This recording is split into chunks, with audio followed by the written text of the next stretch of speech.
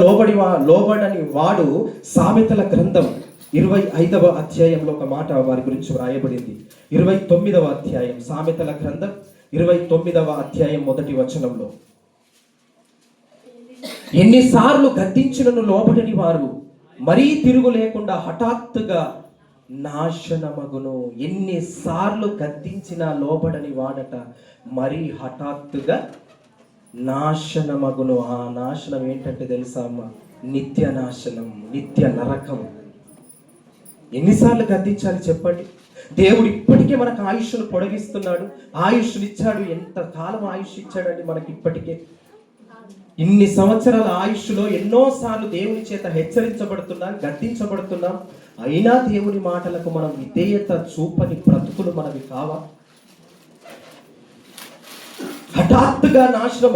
ఆ తండ్రి, ఏ తండ్రి? మనం ప్రారంభంలో చెప్పుకున్న 2 కుమారుల తండ్రి చిన్న కుమారుడికి చెబుతున్నాడు, పెద్ద కుమారుడికి